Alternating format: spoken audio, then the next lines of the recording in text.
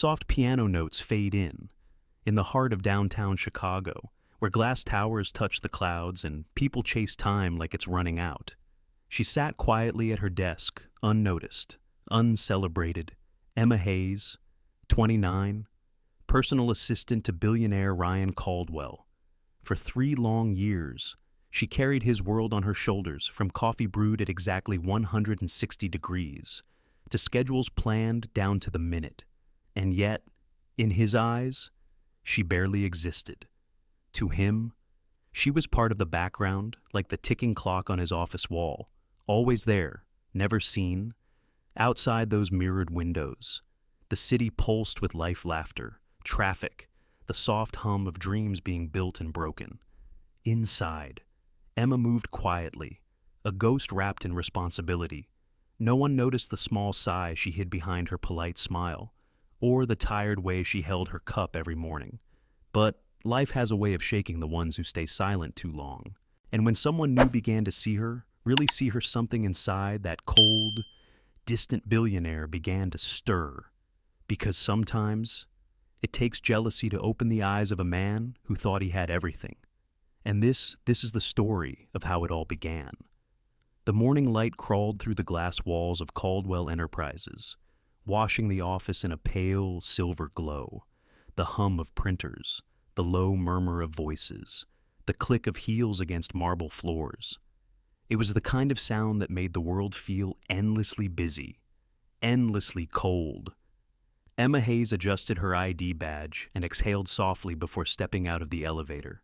She held a stack of folders against her chest, the corner of one pressing lightly into her palm, a small sting that reminded her she was still here, still breathing.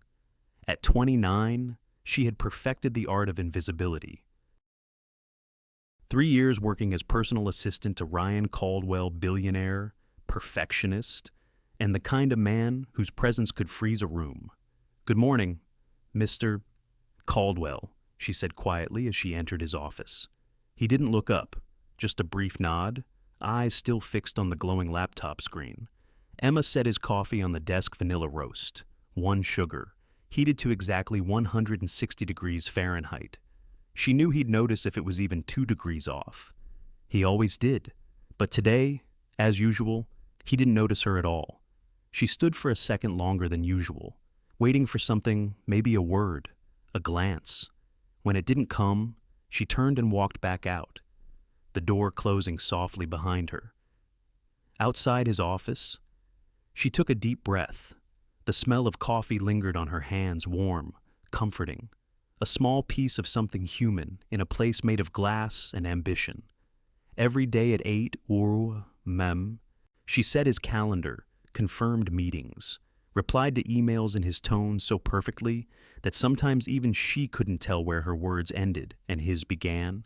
She managed flights, negotiations, and the impossible moods of men who thought their time was worth more than gold.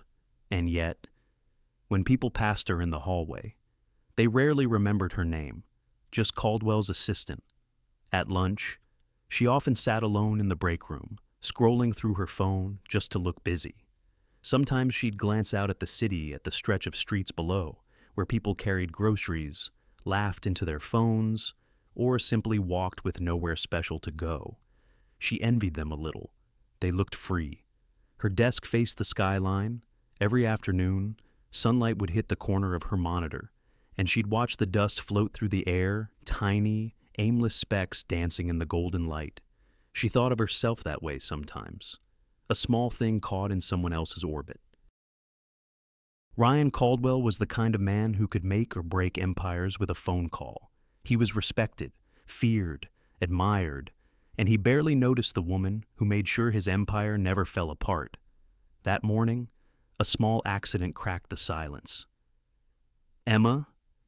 His voice cut through the intercom, deep and sharp. She stood immediately. "Yes, sir." He held up a file when she entered. "This contract is missing, page 7. Her heart sank. She knew it couldn't be. She had checked it twice, maybe 3 times. "I put it right here, sir," she said softly. His eyes lifted cold gray, tired, impatient. "Well, it's not here now." She swallowed the sting in her throat. I'll fix it right away. No anger in her voice, no defense, just calm, practiced professionalism. She turned, found the missing page in the printer tray, and handed it to him within seconds. He barely nodded. Next time, double check before wasting my time. Her lips parted slightly, just enough to let out a quiet breath. Yes, sir. When she left the room, her chest tightened. It wasn't the correction that hurt. It was the way he said it, as if she were part of the furniture, as if her effort meant nothing. She leaned against the cool wall for a moment, eyes closed. 3 years of quiet dedication had turned her into a shadow. And still, she stayed because somewhere inside her, Emma believed that doing her best, even unseen, still mattered. That maybe one day, someone would see the care behind the coffee, the precision behind the files, the kindness behind the silence. By 5 o'clock, the office had begun to empty. Laughter drifted from the elevators as colleagues headed to happy hour, talking about their weekend plans. Emma stayed behind, cleaning up the conference room after Ryan's late meeting. Empty coffee cups, half-eaten sandwiches, notes scribbled in expensive pens. She gathered them all with quiet grace. Through the glass, she saw Ryan still in his office, leaning over his laptop, his jaw tight, eyes unreadable. He never left before 8. She'd learned his patterns the way others learned music, by repetition, by instinct.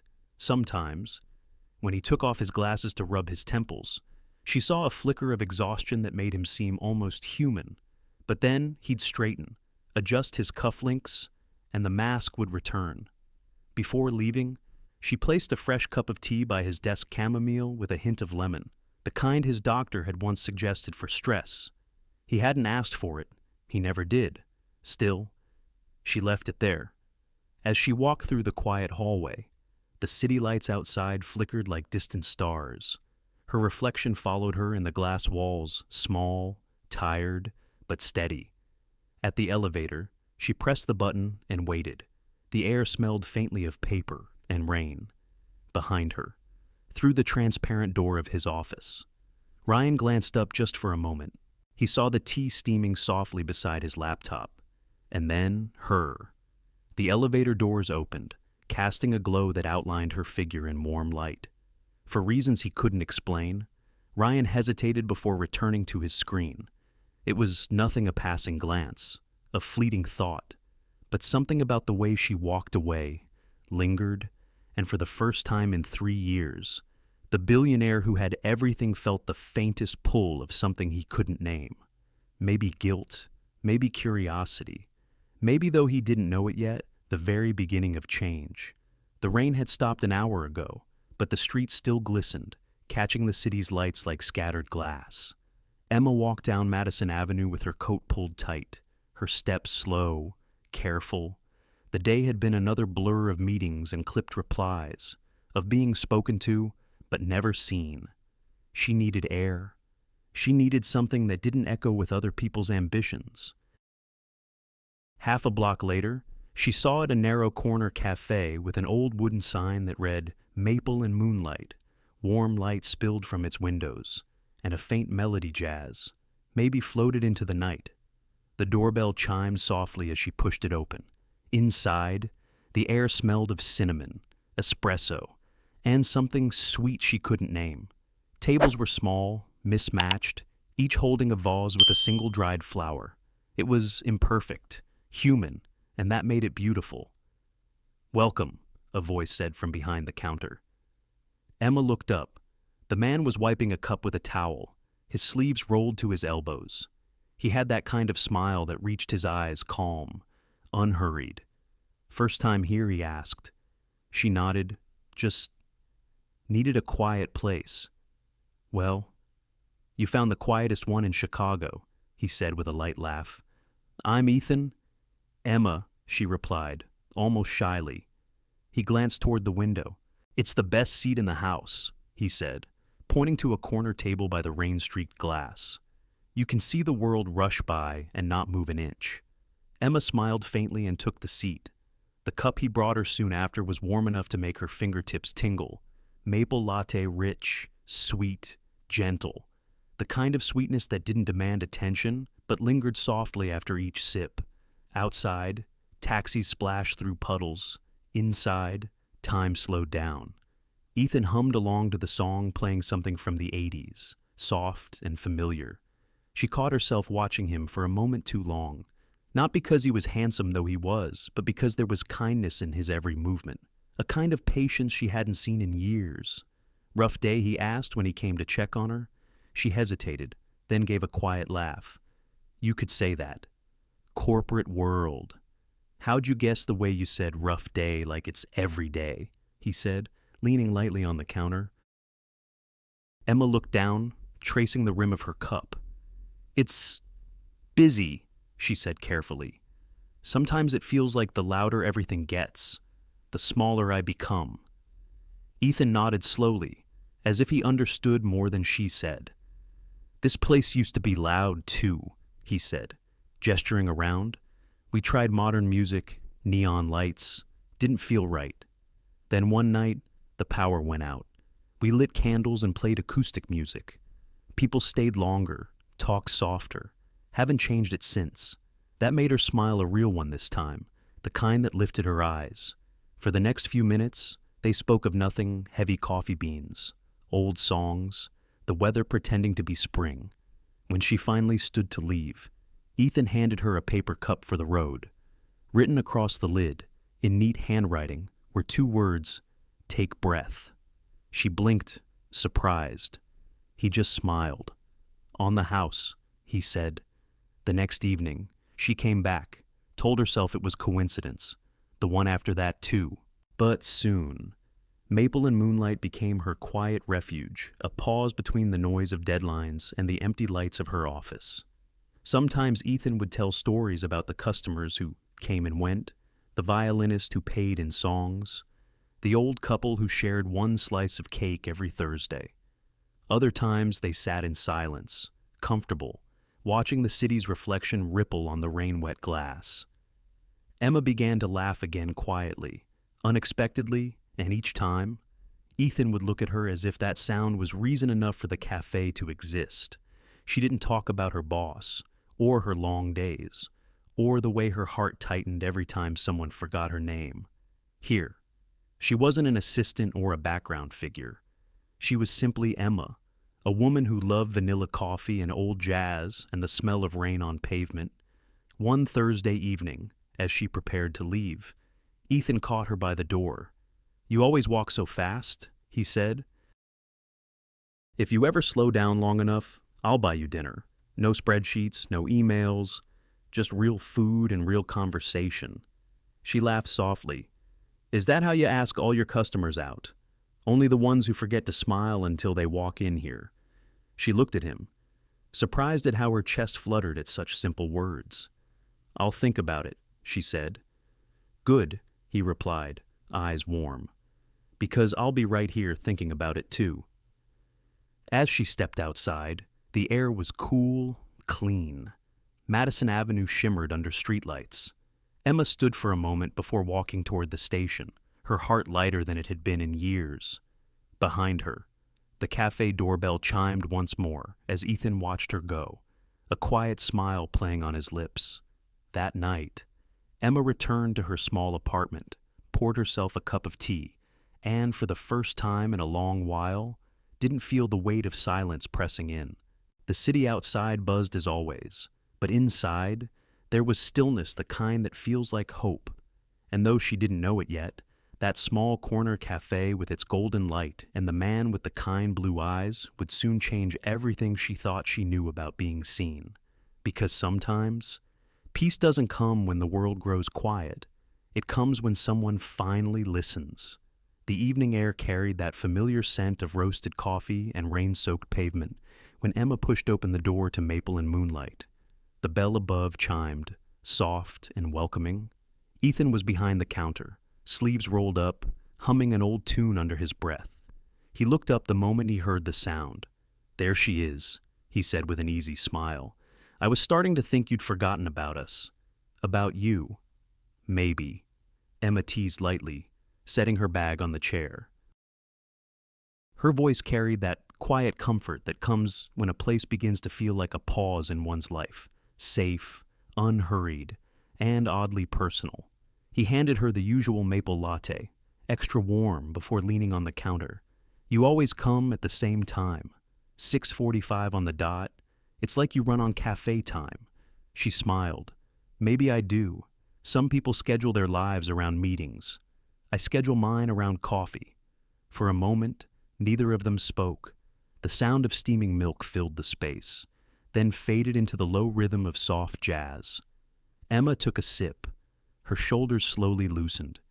Ethan broke the quiet first. "Can I ask you something?"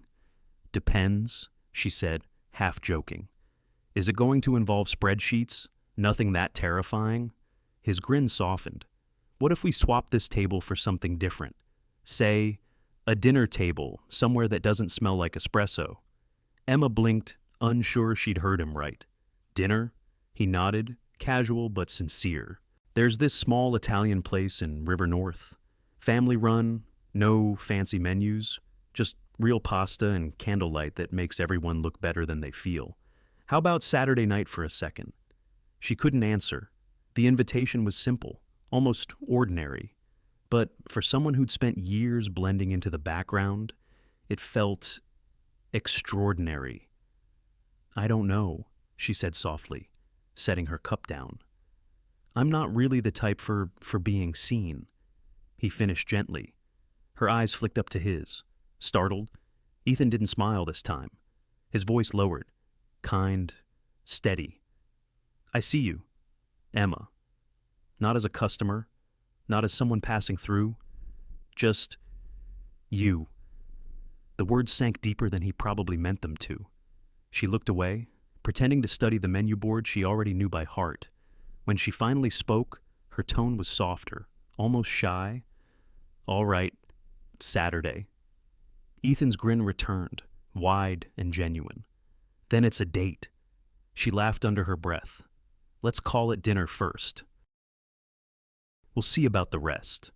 That made him chuckle, and the sound lingered between them, easy and warm. Later that night, as she walked home, her heart wouldn't calm. The city lights blurred slightly through the mist, and for once, Chicago didn't feel harsh or lonely. She stopped by a window display, her reflection looking back, same tired eyes, same neat bun, but there was something new behind them, something quietly alive. At her apartment, she opened her closet and stared at the rows of muted suits and pencil skirts. None of them felt right. She closed the door, smiling to herself. Maybe she'd borrow a dress from Rebecca, her neighbor downstairs. Something with color. Something that didn't look like it belonged in an office. Saturday came faster than expected. By the time she reached River North, the sky was painted in shades of lavender and gold. The restaurant was just as Ethan had described, small, glowing softly from inside, with music that hummed like a memory. Ethan stood outside, waiting, hands tucked into his pockets. When he saw her, he froze for a heartbeat. She wore a light green dress that brushed her knees, her hair loose, a small pendant at her neck catching the last bit of sunlight. "You clean up dangerously well," he said with a smile that made her blush. "And you're surprisingly punctual," she replied, trying not to show how her pulse had quickened. Inside, they were led to a table by the window. The scent of basil and garlic filled the air, comforting and warm. The waiter poured them wine, and for the first time in a long time, Emma felt like she wasn't performing. She didn't have to be careful, or efficient, or invisible. She could just be. They talked about everything and nothing: music, childhood, the places they'd go if time and money didn't matter. Ethan told her about how he'd inherited the cafe from his uncle, how it was once nearly bankrupt until he decided to turn it into a quiet refuge. Emma found herself laughing freely, the sound surprising even her. Between courses, there were silences too, but they weren't heavy. They were the kind that wrapped around you gently, asking for nothing. Halfway through dessert tiramisu that melted like a secret, Emma caught herself staring at Ethan's hands as he spoke. They were strong but unhurried, like everything about him. She realized she was leaning in, drawn closer without meaning to. He noticed. Of course. You're doing it again, he said softly. Doing what? Listening like you're afraid to miss something? She smiled, embarrassed. Maybe I am. Ethan reached across the table, his fingertips brushing hers barely there, but enough to still her breath. Then I'll make sure to speak slowly, he murmured. The moment stretched quiet, fragile, perfect. Outside, rain began to fall again, soft against the window. The world blurred into silver and light. Emma's chest ached, not from sadness, but from the rare sweetness of being seen. Truly seen. Later, when he walked her to her car, neither wanted to end the night. They stood by the curb, the city's glow reflected in puddles around their feet. Thank you, Emma said. For dinner, for everything. He smiled, tilting his head. Don't thank me yet. I'm hoping this is just the beginning. For a heartbeat. She thought he might kiss her, but he didn't. He just stepped back, gave a small, respectful nod, and said, Drive safe. Emma. As she drove away, her hand rested over her heart, steadying its rhythm. She caught her reflection in the rearview mirror, a faint smile, a quiet light in her eyes. And somewhere in the distance, the city kept humming, unaware that for one woman who'd been invisible too long, the world had finally shifted, because sometimes it doesn't take fireworks to change a life, just one gentle invitation, and the courage to say yes. Monday morning came with its usual chill gray light filtering through the high windows of Caldwell Enterprises, and the low hum of ambition echoing through the marble lobby. Emma arrived early, the soft click of her heels lost among the sound of printers warming up and coffee machines sputtering to life. Her hair was loose that day, something she rarely allowed herself at work. It framed her face softly, the way sunlight framed the edge of a window before the day truly began. Ryan Caldwell walked in at 8:03, on time, as always. His steps were measured, precise. But when he looked up from his phone, something felt off. His assistant, the one he'd barely noticed for 3 years, was smiling. Not politely, not dutifully, but softly, quietly, like a person carrying a secret worth keeping. He paused, just a second too long, before speaking. Morning. Emma? She looked up, a little startled. Good morning, Mr. Caldwell. Her voice was calm, even cheerful, and for some reason that unsettled him.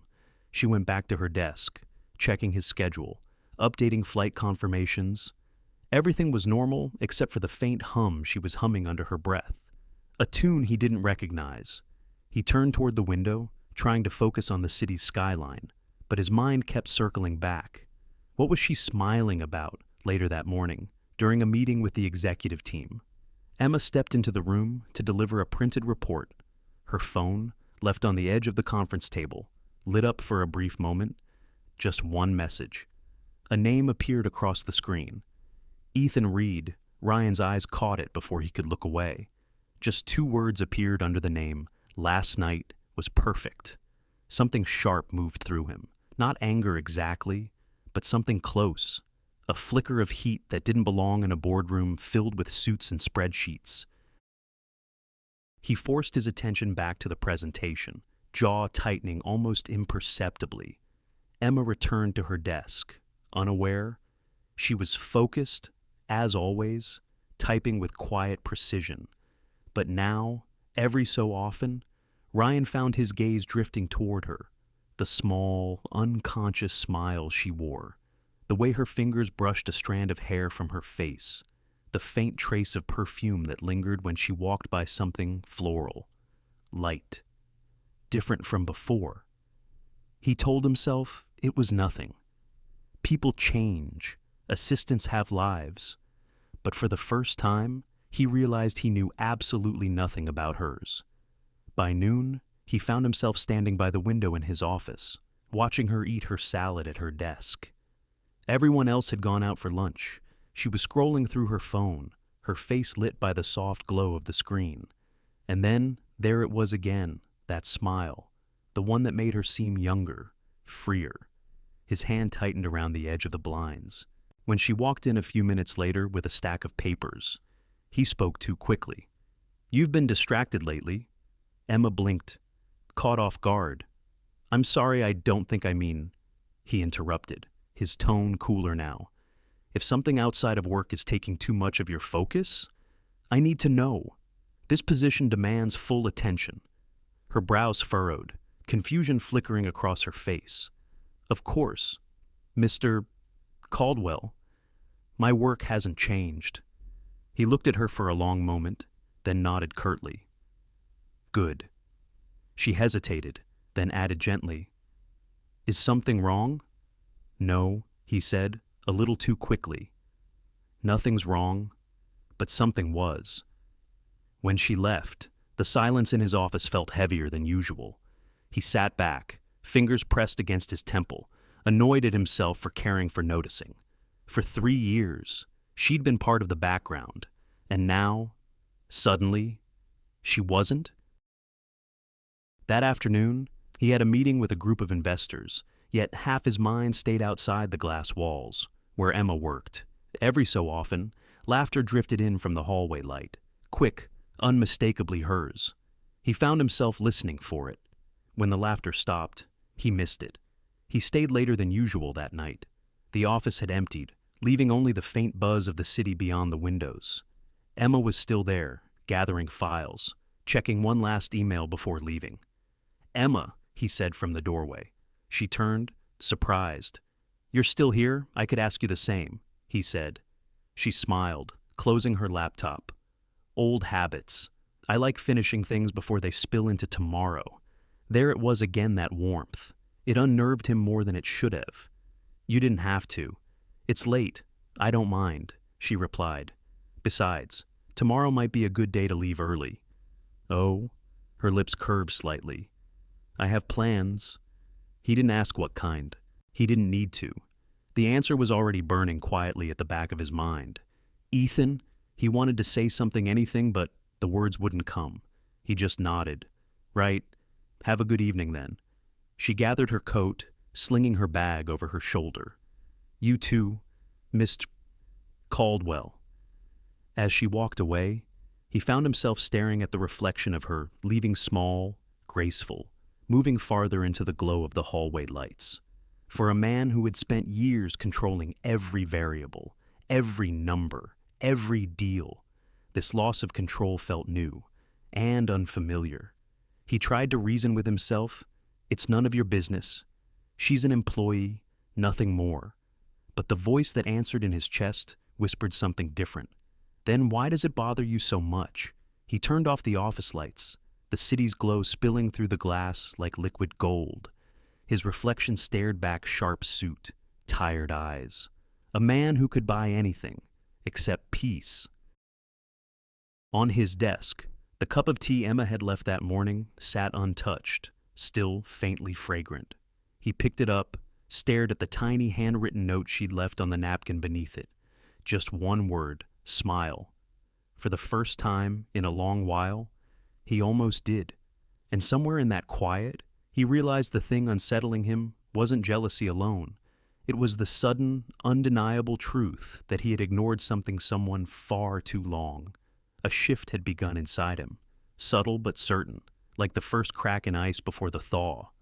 And though he didn't know it yet, that single message on her phone had just changed everything. The next morning, the light in Ryan's office felt different. Maybe it was the weather, the way the early sun slipped between the blinds, scattering gold across the glass desk. Or maybe it was the fact that, for the first time in years, he wasn't thinking about numbers. He was thinking about her. Emma sat at her usual desk, typing quietly. The faint rhythm of her keyboard was steady, comforting, like background music he'd never really noticed before. Every now and then, she tucked a loose strand of hair behind her ear, unaware that he was watching. Ryan tried to focus on the quarterly report spread in front of him, but the words blurred. His mind wandered back to that message from Ethan, to the look on Emma's face when she'd mentioned she had plans. He hated the way that word echoed in his head. He pressed the intercom button. "Emma." "Could you come in for a minute?" A pause. Then her calm voice replied, "Of course, Mr. Caldwell." She entered, notebook in hand, ready for instructions. But he didn't have any. Not really. He gestured toward the chair opposite his desk. "Sit." She hesitated. He almost never asked her to sit. "Is there something specific you need, sir?" He leaned back in his chair, pretending to glance at the monitor. "I was just wondering, where do you usually have lunch?" She blinked. At what he cleared his throat, suddenly aware of how strange it sounded. "You know, when you go out for lunch, do you have a favorite spot?" Her lips curved slightly. "I don't usually go out. I eat at my desk most days." He frowned. "That doesn't sound very healthy?" Emma tilted her head. "Surprised?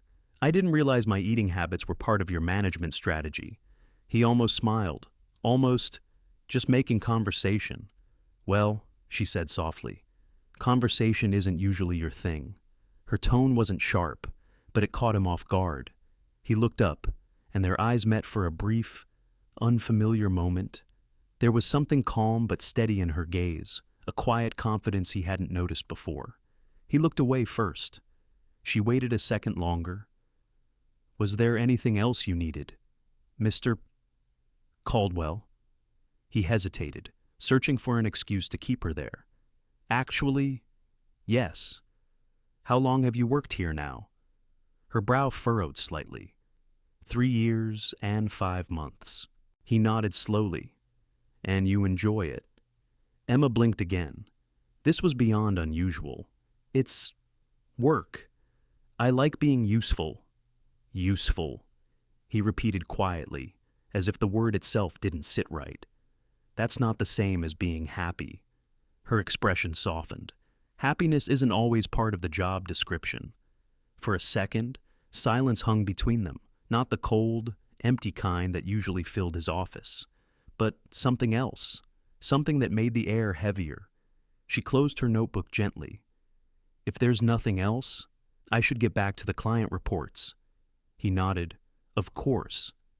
As she left, Ryan's gaze followed her, the way she moved with quiet purpose, the way the light brushed her shoulders as the door clicked shut. It was like seeing a painting he'd walked past 1,000 times, suddenly realizing it had always been beautiful. The next few days followed a strange rhythm. He found himself inventing reasons to call her in Emma. "Can you double-check the proposal?" Or, "Emma, what's the client's first name again?" Things he could easily have done himself. He told himself it was efficiency, but deep down, he knew better. And she noticed. Each time she entered his office, there was a flicker of curiosity in her eyes, maybe even suspicion. The once distant boss now seemed almost human. He asked about her weekend, about the weather, even about the book she was reading on her lunch break. The first time he tried to make small talk, she thought he was joking. The second time, she realized he wasn't. By the third, she started to feel uneasy. One afternoon, as she placed a document on his desk, he asked quietly, "Do you like working here?" "Emma, truly." She hesitated, unsure how to answer. "It's challenging," she said finally, "and it's stable. I guess that's what matters." He leaned forward, studying her face. "But do you ever feel seen here?" The question caught her completely off guard. She stared at him for a moment, her breath caught between surprise and disbelief. "Seen," she repeated. "Mr.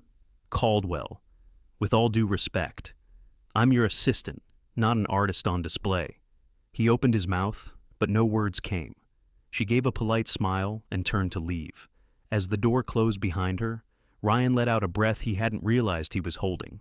He pressed his palms together, resting them against his lips. He had spent years perfecting distance, the kind that kept people predictable, controlled. But now, every word from her seemed to blur that line. That evening, as he packed up to leave, he saw something on her desk, a small photo tucked beneath her notepad. It was of a coffee shop, Maple and Moonlight. The name was written in looping letters across a wooden sign. He didn't touch it, but his eyes lingered. The place looked warm, alive, everything his world wasn't. When Emma returned from the printer, she found him standing there. He straightened quickly. "I was just checking the status of the client folders." She nodded, though she didn't believe him. "Everything's set for tomorrow's meeting." He hesitated before saying quietly, "That's a nice photo." She followed his gaze and smiled. "That's Maple and Moonlight. It's my favorite spot in the city." Something in her voice softened when she said it. That same warmth he'd heard the day she'd mentioned her plans. He nodded, pretending to adjust his cufflinks. "I see." But he didn't really. Not yet. All he knew was that the thought of someone else sharing those quiet moments with her, someone who made her smile like that, was starting to burn in a place he didn't want to admit existed. When she finally left for the night, the office felt emptier than usual. Ryan stood by the window, watching her walk across the street below. The city's glow flickered around her like a halo. Something inside him stirred not desire, not yet love, but a restless need to understand what he'd been blind to all this time. He stayed there long after she disappeared into the crowd, staring at the space where she had been. And for the first time in years, the man who thought he had everything couldn't shake the feeling that he was missing something irreplaceable. The city never truly slept, not even at this hour. From the top floor of his penthouse overlooking Lake Michigan, Ryan Caldwell stood by the window, watching lights ripple across the dark water. The surface looked calm, but beneath, waves shifted restlessly, much like his thoughts. The clock on the wall read 2:17 Nim. He hadn't moved in hours. The glow from his laptop bathed the room in a cold blue hue, and his untouched glass of bourbon reflected it like a shard of ice. He should have been asleep. He had meetings in the morning, decisions to make, numbers to fix. But instead, he was here typing a name into the search bar. Ethan Reed, the man behind Maple and Moonlight. The name had been lingering in the corners of his mind for days now, refusing to leave. He told himself it was curiosity, just curiosity, but as the screen filled with images and articles, something inside him tightened. The first photo that appeared was simple Ethan standing behind the cafe counter, sleeves rolled up, holding a cup of coffee and smiling at the camera. Not the forced kind of smile you see in business profiles, but one that looked real warm, easy, open. People in the comments had written things like, "Best coffee in Chicago," and "Ethan remembers your name after one visit." Ryan leaned back, eyes narrowing slightly. "Remembers your name." He scrolled further. There were pictures of community events, Ethan organizing a charity drive, helping a local shelter, smiling beside families who looked like they'd walked in just for comfort, not caffeine. There was something about him that drew people in, and Ryan hated that he understood why. He clicked on a local interview, small business, big heart, the story behind Maple and Moonlight. The first line made him pause. "I opened the cafe because people need a place to breathe, somewhere they can be seen without having to speak." Ryan read the sentence again, slower this time, "seen without having to speak." The words echoed in his head, heavy and precise, as if they were written for someone else entirely, someone like Emma. He rubbed a hand over his face, letting out a breath that trembled at the edges. For years, his world had been numbers, deadlines, contracts, things he could control, measure, predict. Feelings had no place there, but now, an unfamiliar ache had settled behind his ribs, sharp and quiet, refusing to fade. He tried to reason with himself. It's just an employee. She's free to see whoever she wants. But logic didn't quiet the restlessness. Not tonight. He turned away from the laptop and walked toward the wide glass wall, the city sprawling beneath him like a living map. The lights along Lakeshore Drive shimmered faintly, curving into the distance. He pressed his palm against the glass cold, smooth, unyielding. Emma's laughter from earlier that day played again in his head, soft, genuine, a sound that didn't belong to this cold, silent apartment. He realized, with a strange ache, that he had never made her laugh, not once. The thought sat heavy in his chest. How could someone who spent 3 years by his side remain a stranger to joy? He poured himself another drink, but it didn't help. Nothing did. The bourbon burned down his throat, but the hollow feeling stayed. He thought of Emma's quiet efficiency, the way she anticipated his needs before he even spoke, the way she never complained, never demanded recognition. And then he thought of her face that day when he'd asked if she felt seen here, the small pause, the faint smile that didn't reach her eyes. He sat down, elbows resting on his knees, staring into the dim reflection of himself in the window, a man who could sign million-dollar deals without blinking, but didn't know the color of his assistant's favorite dress, didn't know what kind of coffee she liked, didn't even know what made her happy. Ethan did. The realization cut deep, not because of jealousy alone, but because it revealed a truth Ryan had spent years avoiding. He had built an empire so high that he couldn't see the people at its base. He opened his laptop again, scrolling through Ethan's cafe photos. There was one image that made him pause, a candid shot of Emma sitting by the window, cup in hand, sunlight spilling over her face. She wasn't looking at the camera, she was looking at Ethan, mid-laugh. Her expression was alive in a way Ryan had never seen before. He stared at the image for a long time, something raw and unspoken stirring within him. That's what she looks like when she's happy. The thought was almost unbearable. He closed the laptop, the click of the lid echoing too loudly in the stillness. He stood again, pacing slowly through the quiet apartment. Every surface gleamed polished wood, cold marble, spotless glass. It was a beautiful cage. He realized then how empty it was, how empty he was, for years. He had chased success like oxygen, thinking, if he just reached the next goal, the next number, he'd finally feel whole. But tonight, as the wind pressed softly against the windows, the silence whispered a different truth. Success had made him powerful, but not alive. Emma's laughter had reminded him what being alive sounded like. He ran a hand through his hair, eyes tired, chest tight. Somewhere between envy and regret, something shifted inside him, something small, but real. He didn't know what to call it yet. Maybe guilt, maybe longing. Or maybe it was simply the beginning of awareness, that fragile moment when a man starts to see the difference between admiration and care, between possession and love. Outside, the first trace of dawn began to edge across the horizon, painting the sky in faint silver. Ryan stood by the window, watching the light spread slowly over the lake. He didn't move, didn't speak. He just stood there, a man who had everything, finally realizing how little that meant when you'd spent your life too busy to notice the people who made the silence bearable. As the city began to wake, Ryan whispered under his breath, not a plan, not a promise, just a truth he could no longer ignore. I never made her smile like that. The words hung in the air, fragile, real. And as the morning light washed over the skyline, he understood that something had broken open inside him, the kind of break that doesn't destroy, but quietly begins to change everything. The night had the softness of early autumn, that kind of evening when the city seemed to exhale after a long day, when the wind carried the faint smell of leaves and the lake shimmered under a pale moon. From behind the wheel of his black sedan, parked discreetly across the street, Ryan Caldwell sat in silence.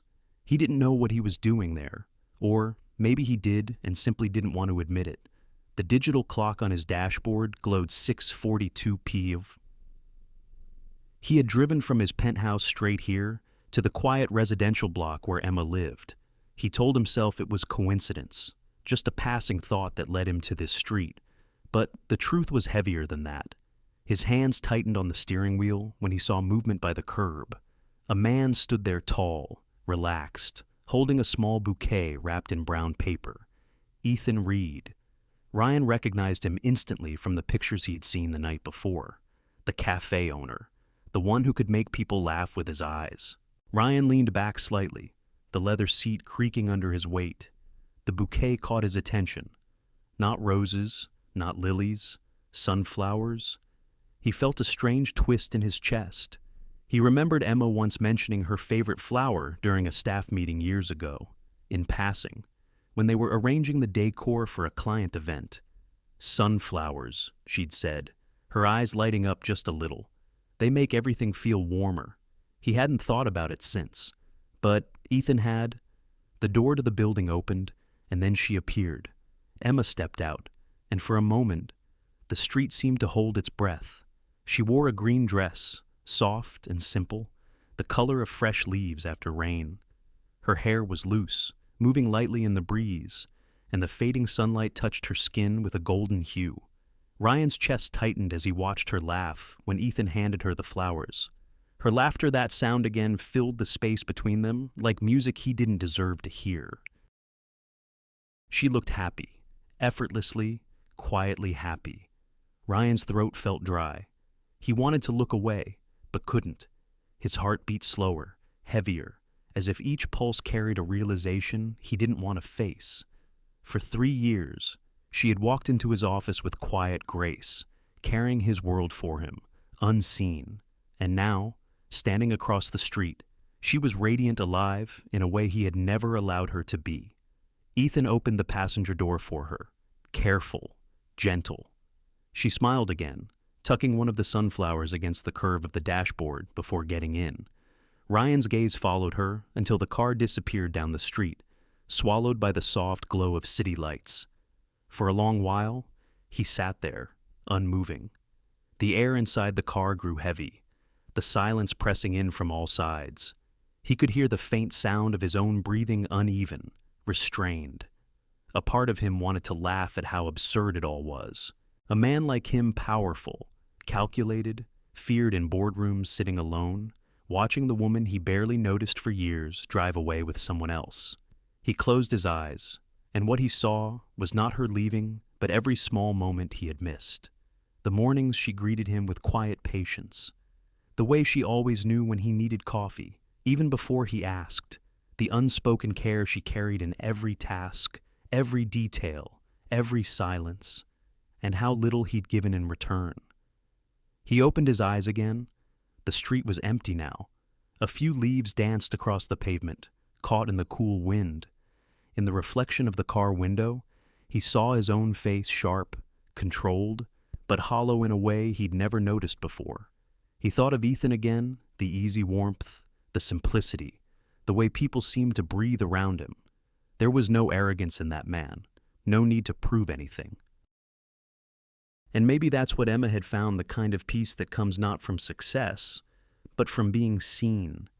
The realization hurt more than he expected. He turned the key in the ignition, but didn't drive off right away.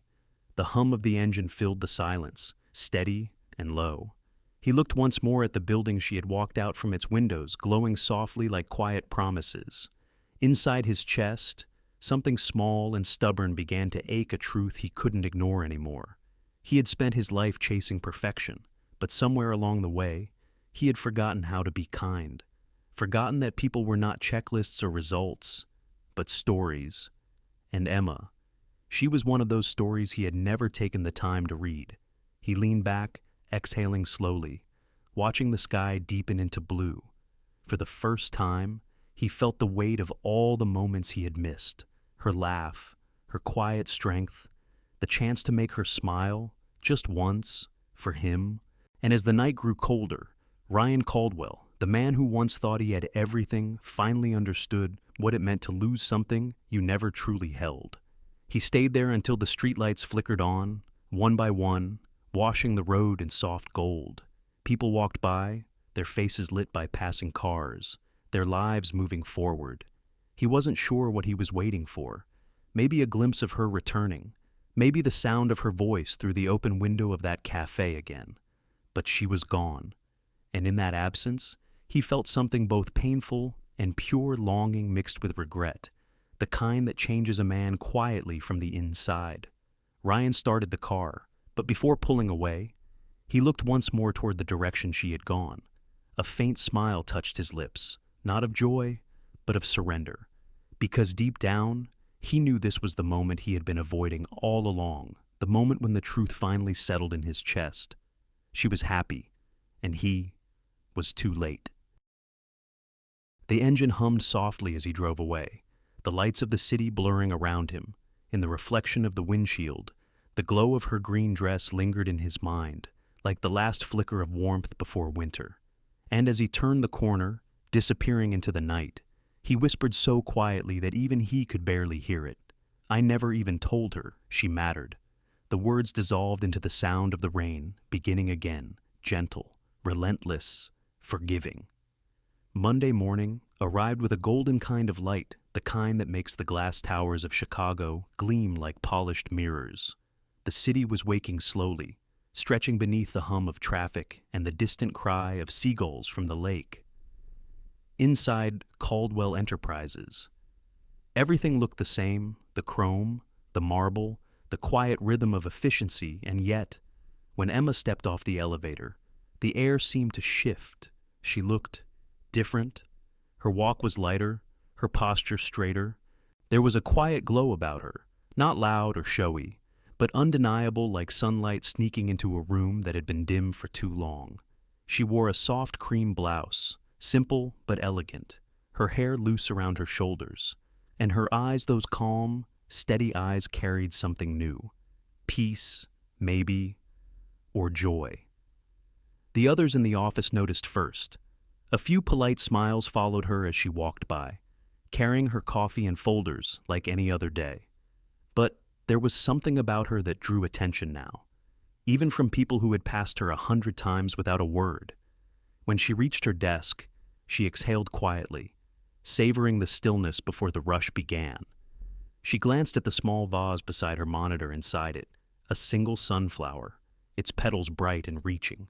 It had been Ethan's idea. For your desk, he'd said that morning, to remind you to look toward the light. Emma smiled at the memory. Just then, the office door opened. Ryan Caldwell walked in, as precise and composed as ever. But the moment he saw her, something inside him paused. His usual stride faltered, barely noticeable to anyone else but to him. It felt like a crack in routine. "Good morning," she said, her tone calm, friendly, natural. He returned the greeting, but this time, there was something different in his voice.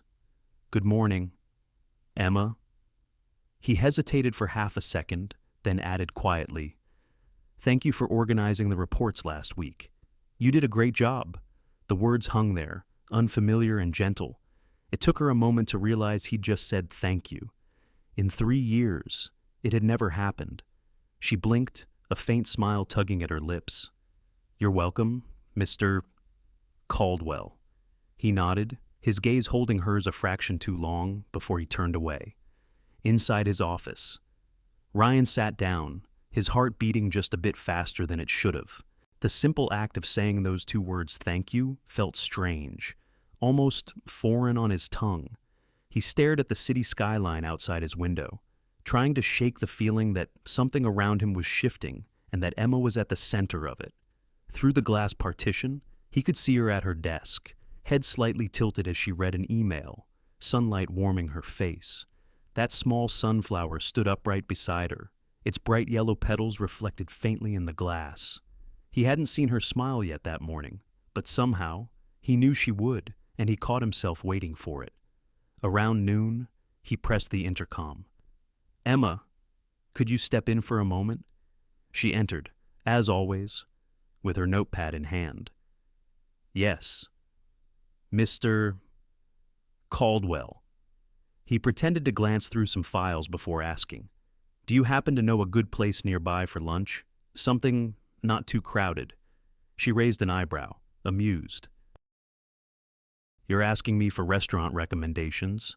He gave a small shrug, half self-deprecating. "You seem to have good taste." Her lips curved into a soft smile. "There's a cafe on Madison Maple and Moonlight. It's quiet, good food, and the best coffee I've had in the city." Ryan paused, feeling the name strike a chord deep inside. Of course, that cafe. He forced his expression to remain neutral. "I see. I'll keep that in mind." When she left, the sound of the door closing behind her felt louder than it should. He turned back to his computer screen, but his focus drifted again, drawn to her reflection beyond the glass. She was typing, her brow slightly furrowed in concentration, and then she smiled a small, private smile at something on her screen. The same warmth that had stirred in him before returned, heavier now, tinged with something unnameable. He had spent a lifetime building walls of glass and order, but somehow she'd found the cracks without even trying. By late afternoon, the sky outside began to turn soft and pink, brushing the skyline with color. Emma stood to organize the files for the next day's meeting. As she reached for a folder on the top shelf, one of the papers slipped and fluttered to the floor. Ryan stepped out of his office just as she bent to pick it up. Their eyes met close, unguarded. For a brief moment, time seemed to still. The hum of the air conditioner, the muted sounds of the city, the flicker of the overhead lights all faded into something distant. "Careful," he said quietly, his tone softer than she'd ever heard. "I'm fine," she replied, straightening, a faint blush on her cheeks. He wanted to say something else, maybe about the flower on her desk, or the light in her eyes, or simply that he had noticed, but the words stayed caught behind his ribs. Instead, he just nodded, a hint of something like a smile at the corner of his mouth. When she left that evening, Ryan lingered at the window again, watching her walk through the plaza below. Her stride was calm, sure, confident. The same woman who had once blended into the background now seemed to carry her own light. And standing there in the fading glow of the city, Ryan Caldwell realized something, both simple and staggering. The woman he had ignored for years was no longer waiting for his attention. She had moved past it, past him. It should have made him proud, after all. She had grown stronger, brighter, but it only deepened the quiet ache in his chest. He turned away from the window, the empty office stretching behind him. The walls gleamed under the dim light, spotless and silent.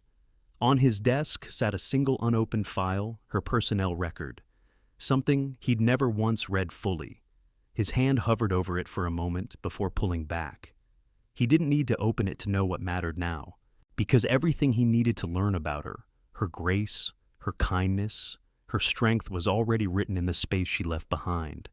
And as he turned off the lights, the echo of her laughter from earlier that day still lingered soft, steady, and unmistakably alive.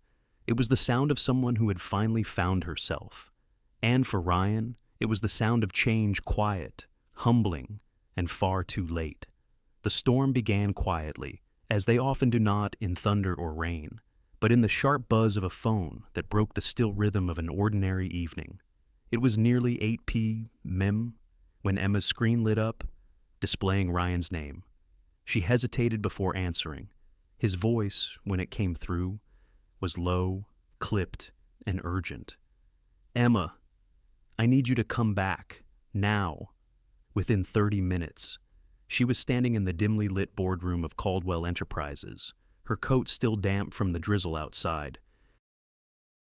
The city beyond the windows shimmered under wet light, but inside, the air was thick, tense, electric. Ryan stood at the head of the table, surrounded by papers and screens. Several senior executives lingered nearby, faces pale, voices sharp. The company's largest client, a global investment firm, had accused Caldwell Enterprises of mishandling a confidential proposal worth millions. If proven true, it would cost not only the contract, but also the firm's credibility. "They're claiming we leaked data," one executive said, his tone bordering on panic. "And the press is already sniffing around." Ryan's jaw was tight, his posture rigid. "We didn't leak anything," he said evenly, though his voice carried strain. "But until we prove that, they'll believe what they want." He turned when Emma entered. For a moment, his expression softened the faintest flicker of relief before the steel returned to his eyes. "I need every email, every file related to the Kensington project. Anything with timestamps, attachments, logs, all of it." "On it," she said simply, already pulling out her laptop. Minutes turned into hours. The office emptied, but the boardroom stayed alive with the glow of computer screens and the sound of typing. Papers rustled. Coffee grew cold. Midnight came and went, unnoticed. Emma worked quietly, her fingers steady, her breath slow. She moved through files with the kind of precision that only comes from long years of doing everything right, even when no one was watching. At one point, an executive muttered, "If this doesn't clear up by morning, we're finished." Ryan shot him a look sharp enough to silence the room. But his own heart wasn't steady either. Beneath the calm, he felt something pressing in, not just fear of loss, but the weight of realizing how much depended on this night. Then, softly, Emma spoke. "Wait, I think I found something." The room stilled. She clicked open a folder buried deep in the archived correspondence. Her eyes scanned quickly, then stopped. "This email," she said, pointing to the screen, "it's from the client's internal address. They sent the wrong attachment 2 weeks ago. It contained confidential numbers from their own division. Then they forwarded it again and blamed it on us." Ryan leaned closer, reading the timestamp. His pulse quickened. "You're certain?" Emma nodded. "I've cross-checked the metadata. It's their file, not ours." For a moment, no one spoke. Then, slowly, Ryan exhaled a sound halfway between disbelief and relief. "You just saved us." One of the executives murmured something about damage control, already rushing to draft an email. But Ryan stayed still, eyes on Emma. She looked exhausted, but calm. Her hair had fallen loose, strands framing her face, and in the faint blue glow of the screen, she looked steady, the way she always had been, all these years. He realized, suddenly and painfully, how many times she had done exactly this, fixed things quietly, invisibly while he took the credit or never even noticed. By 2 a.m., the immediate crisis had passed. Proof was sent, calls were made, the storm began to settle. The others left one by one, offering tired thanks as they disappeared into the night. Only Ryan and Emma remained. The office was silent now, except for the hum of the city outside. Emma was packing up her files when Ryan spoke, his voice quieter than usual. "You didn't have to stay this late." She looked up, surprised. "I wasn't going to leave until it was fixed." He hesitated, then said softly, "You always fix things." The words hung there, heavier than he meant them to. She gave a small, tired smile. "That's what assistants do?" "No," he said, shaking his head slightly. "That's what you do." She blinked, unsure how to respond. For a long moment, they just looked at each other, not boss and employee, not billionaire and assistant, but two people who had weathered something together. Ryan leaned back against the edge of the table, his shoulders dropping for the first time that night. "Emma," he said quietly, "I've been thinking about something." She waited. He rubbed a hand across his face, as if searching for the right words. "I've spent 3 years being the kind of person who never said thank you, who thought silence was strength. But tonight," he paused, exhaling. "Tonight I realized how wrong I've been." She didn't speak. The sincerity in his tone felt unfamiliar, fragile, almost human. He looked at her again, eyes tired but open. 3 years, and I've never really seen you. Have I?" Her breath caught. She wanted to answer, to tell him that she had long stopped expecting to be seen, but something in his face stopped her. It wasn't pity. It was regret. "I've treated you like part of the furniture," he continued, voice low. "Someone who just made things work. But you're the reason this company doesn't fall apart." He gave a quiet, almost bitter laugh. "I'm sorry, Emma, for being blind."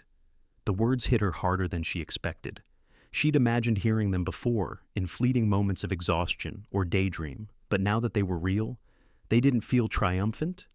They just felt sad. She looked down at her hands, then back up at him.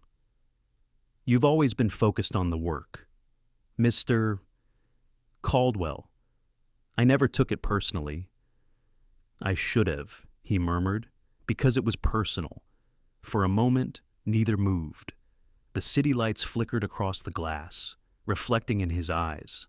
There was something there, gratitude, yes, but also something deeper. He straightened finally, breaking the silence. "Go home. Emma, get some rest. You've done enough tonight." She gathered her things slowly, nodding. "You should rest too." He smiled faintly, the first genuine one she'd seen from him. "I'll try." When she left, the office felt different. The walls seemed less cold, the silence less empty. Ryan stood by the window, watching her small figure disappear into the night rain, her umbrella glowing faintly under the streetlights. And in that quiet moment, he realized the truth of his own words. She really had been the reason things held together. Not just tonight, but always. He whispered, almost to himself, "I've been terrible to her." The words didn't echo, but they stayed, deep and heavy in the air. Outside, the city continued to pulse with light, but for the first time in years, Ryan felt something shift inside, a flicker of humility, of awareness, of the first fragile thread of change. And as the rain began to fall harder against the windows, he stayed there, watching the world blur into silver, wondering quietly if redemption ever came too late. The morning after the long night felt unusually still. The city outside was waking slowly, traffic humming faintly below the glass towers, the air crisp with the chill of late fall. Inside his office, Ryan sat at his desk, the faint aroma of burnt coffee lingering from the machine he'd tried and failed to use himself. He hadn't gone home. His tie was loose, his shirt wrinkled, and the exhaustion in his face was deeper than lack of sleep. He kept replaying her words from last night, the quiet strength in her voice, the steady look in her eyes when she'd said thank you, when she'd left him standing alone with regret heavy in his chest. He thought he'd said what he needed to say, that an apology, however late, might have been enough. But deep down, he knew better. When Emma walked in that morning, the office felt different. She moved with that same calm grace, a quiet confidence that had only grown in recent weeks. There was no bitterness in her expression, no trace of the long nights or the years of being overlooked. She looked free. Ryan looked up from his desk. Their eyes met briefly, and for a moment, it was like time had paused again. He wanted to say something, to thank her again, to tell her that he hadn't stopped thinking about the way she saved them all, but before he could speak, she broke the silence. "Mr. Caldwell," she said gently, "the Kensington team just sent confirmation. They've cleared our name." He exhaled, the tension easing from his shoulders. "That's good news." "Yes." She smiled faintly. "It is." Her tone was professional, polite, but something about her composure, steady, kind, distant, unsettled him. He stood, crossing the room slowly. "Emma, about last night." She waited, her hands folded in front of her, eyes calm. "I meant what I said." He continued, "About being wrong, about not seeing you. I owe you more than I can ever say." Her gaze softened, but she didn't look away. She took a breath, then said quietly, "You see me now because someone else saw me first." The words were gentle, almost tender, but they struck like truth always does, clean and merciless. For a moment, he couldn't speak. He just stood there, the weight of that sentence pressing into him. Because she was right. He hadn't noticed her until another man had, until he'd seen her smile in a way she never did for him, until jealousy cracked open the part of himself he'd buried beneath ambition and pride. She continued, still calm. "Sometimes it takes someone looking at you differently for you to remember who you are. Ethan didn't change me. He just reminded me that I exist outside these walls." Her voice was steady, but there was no bitterness in it, only clarity. Ryan swallowed hard, unsure what to do with the ache that spread through his chest. He wanted to defend himself, to explain that it wasn't that simple, that maybe he had cared all along, in ways he didn't understand. But even he knew that would sound hollow. He looked at her, really looked at her, and saw not the quiet assistant he'd taken for granted, but a woman who had grown beyond his reach. There was a moment of silence between them, soft and heavy. Outside, the sun was climbing higher, its light catching the edges of the glass walls, scattering faint reflections across the floor. "Finally," he said quietly, "you're right." Emma tilted her head slightly, as if she hadn't expected him to admit it. "I didn't see you," he said. "Not the way I should have.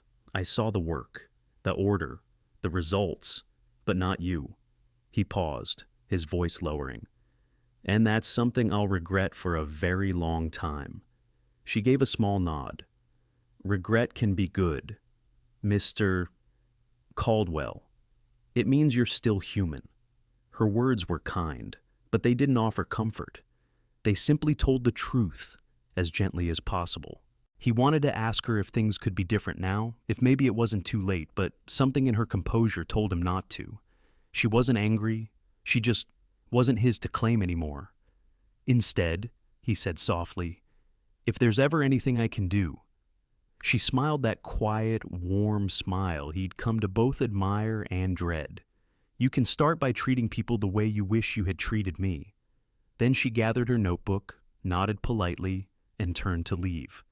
As the door closed behind her, Ryan stood still, staring at the empty space she'd left behind. He felt the strange, hollow ache of a man who had finally woken up only to realize the moment he wanted to return to was already gone. The rest of the day passed in a blur. Meetings, calls, reports, the usual chaos. But beneath it all, something inside him was shifting. Every time he saw another employee pass by the receptionist, the intern, the janitor quietly emptying the trash, he felt a flicker of awareness. How many of them had stories he'd never bothered to know? How many quiet kindnesses had gone unseen? That evening, as the office lights dimmed, he stood by the window again, watching the city flicker alive below. His reflection in the glass looked the same, the suit, the sharp jaw, the calm, but he knew something had changed. For the first time, he didn't see success in the skyline. He saw people, the ones who made the lights stay on. He thought of Emma again. Her words echoed softly. You see me now because someone else saw me first. It wasn't jealousy that hurt the most anymore. It was understanding the kind that humbles you, that forces you to face yourself without the armor of power or pride. He whispered to the glass, the words almost lost to the hum of the city. I wish I'd seen you sooner. No one heard it. No one needed to. Outside, the last of the daylight faded into the horizon, and Ryan Caldwell stood alone in his office, a man not broken, but beginning to understand what it meant to be human again.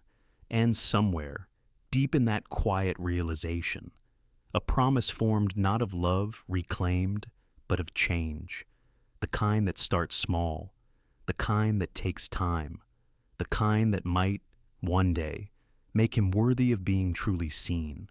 The next morning unfolded beneath a pale wash of winter light. The air over Chicago carried the faint scent of frost, sharp and clean. Ryan arrived at the office earlier than usual, long before most of the staff filtered in. The halls were quiet, the kind of quiet that felt almost sacred, a silence that invited reflection. He walked past the reception desk, past the glass walls that reflected his own image back at him, the polished suit, the steady stride, all the familiar signs of control. But something in him felt different today. The control didn't feel like strength anymore. It felt like distance. He stopped by the small cafe on the corner, the same one Emma mentioned once, almost offhand. Vanilla latte, extra foam. That's how she liked it. He remembered now, because he'd listened for the first time in years. When she arrived later, her steps light but measured, she found the coffee waiting on her desk, a white cup, still warm, with her name written carefully on the side in neat handwriting. She paused for a second, surprised. Then she looked up and saw him standing by the glass door of his office, watching quietly. He smiled, a real one, small and uncertain. "Good morning," he said. "I thought you might need this." Her brow lifted slightly, amusement flickering in her eyes. "You remembered my order." He nodded. "I did." For a brief moment, something gentle passed between them. Not forgiveness, not yet, but something close. A beginning. He hesitated before adding, "Take the morning off. Emma, go do something for yourself. You've earned it." She looked at him, curious. "And what will you do without me?" His smile widened just a little. "I'll find out." When she left, he sat at her desk, her carefully organized, perfectly balanced workspace. The scent of her coffee lingered in the air, along with faint traces of her perfume. He looked around at the neatly stacked folders, the post-it reminders in her handwriting, the calendar filled with color-coded notes. He thought he knew what she did. He'd always assumed her job was simple logistics, scheduling, background work, but as he began sorting through her daily tasks, he realized how wrong he'd been.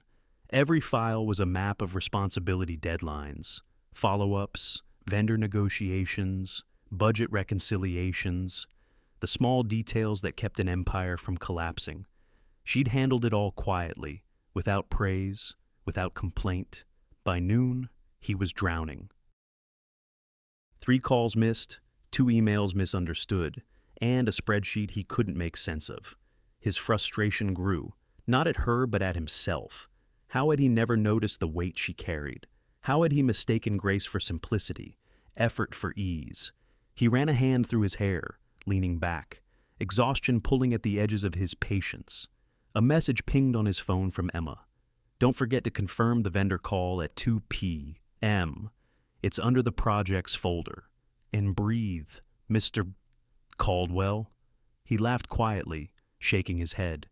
Even on her half day, she was saving him. He typed back, "Thank you. I think I owe you 100 coffees after today." Her reply came a minute later. "Start with 1. The rest can wait." Something about the simplicity of that message stayed with him. It wasn't forgiveness, not yet, but it was kindness. And kindness, he realized, was rarer than forgiveness. That afternoon, when she returned, he was still at her desk, sleeves rolled up, looking mildly disheveled but oddly content. She paused at the door, watching him for a moment, a faint smile forming. "Looks like you survived," she said softly. He looked up, chuckling, barely. "I have no idea how you keep this place running." She shrugged lightly. "Experience and patience." He met her eyes, sincerity shining there. "You've been carrying far more than I ever saw." "Emma, I'm sorry for that." There was a pause, the kind that hums with meaning. She didn't rush to fill it, she just looked at him, the light from the window framing her face, and said quietly, "You see it now. That's what matters." He wanted to believe her, but part of him knew that seeing wasn't enough. Not anymore.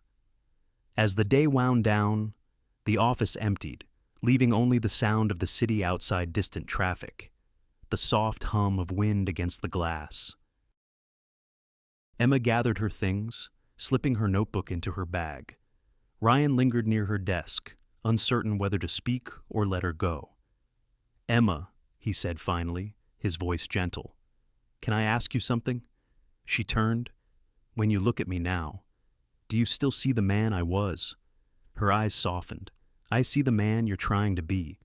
He nodded slowly, her words sinking deep.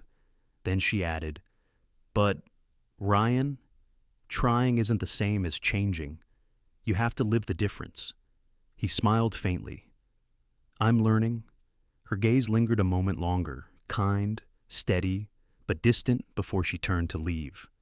When the door closed behind her, Ryan stayed still for a long time. The city lights flickered to life outside, tiny golden threads weaving through the dusk. He looked around the office, her coffee cup still on the desk, a few papers left neatly stacked, her handwriting looping across a note that read, "Client follow-up, 9 of..." He picked up the note, tracing the curve of her letters with his thumb. Then he folded it carefully, tucking it into his pocket like something fragile. Because for the first time in his life, Ryan Caldwell had learned what care looked like, not in grand gestures, but in quiet consistency, in the way someone showed up, day after day, even when unseen. That night, as he walked out of the building, the air smelled faintly of rain. He looked up at the dark sky above the glass towers, and for a moment, he felt small but not in a bad way, just human. And under that sky, with his hands in his pockets and a folded note against his chest, Ryan made a quiet promise not to her, but to himself, to do better, to listen more, to notice the small things before they slip away. He didn't know if it would ever be enough to make up for the past. But for the first time, he wasn't thinking about perfection. He was thinking about grace. And maybe, he thought, that's where redemption begins, not with grand apologies, but with a single cup of vanilla coffee and the courage to start over. The days that followed unfolded softly, like pages turning in a book he didn't want to rush through. The chaos of the office had calmed. Deadlines returned to their rhythm. People smiled again when they passed him in the hallway, and yet, for Ryan, everything felt subtly altered, as if someone had dimmed the noise of the world just enough for him to finally listen. He found himself watching her, not in the way he used to, distant, distracted, but with a quiet attentiveness that surprised even him. He noticed how she tucked a strand of hair behind her ear when she was deep in thought, how her tone softened when she helped the younger interns who came to her for advice, how her laughter, that light, genuine sound, seemed to carry warmth even on the coldest mornings. It wasn't fascination anymore. It was understanding, respect. She didn't belong to his world of power meetings and relentless ambition. She existed in moments the kind most people rushed past. A shared smile, a soft silence, the simple grace of doing things well. Some mornings, when he arrived at the office early, he'd find her already there, standing by the window with a cup of coffee in hand, the light of dawn touching her face. She didn't know he watched her then, and maybe that was for the best. He wasn't watching to possess. He was watching to remember what peace looked like. And yet, beneath that newfound calm, something else lived quietly in him. Something that stirred each time her phone lit up with a name he recognized. Ethan. It was never dramatic. Just a small vibration on her desk, a quick glance, a soft smile that she didn't hide but didn't explain either. And every time, Ryan felt it, a faint, sharp ache, right under the ribs. He told himself it wasn't jealousy, that what he felt was admiration, gratitude, even joy that she had found someone who truly saw her. But when he heard her laugh over a text or noticed her fingertips brush over the screen with that small, fond hesitation, he knew the truth. It was jealousy, but a different kind than before, not the possessive, prideful kind that wanted to keep her close for ego's sake.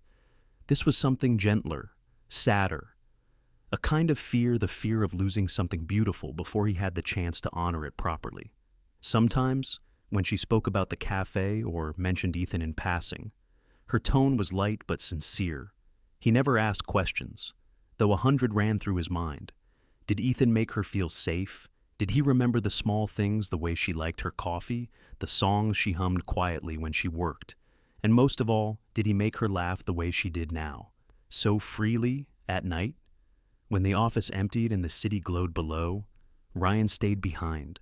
He'd glance at the chair she sat in every day and think about how much of his world had rested in those small, unseen efforts. 3 years. He'd had 3 years to notice her, to care. He leaned back in his chair, rubbing a hand across his face. "You don't deserve her," a voice whispered somewhere inside him. Maybe that was true. Still, he couldn't help what he felt now, a slow, steady ache that wasn't about ownership, but about reverence. The kind that makes you want to protect someone's peace, even if it means watching them walk away into another man's arms. There were moments when he almost said something, a confession that hovered on the edge of his breath, but never quite formed into words. Like the afternoon she walked into his office with her hair still damp from the rain, cheeks flushed from the cold.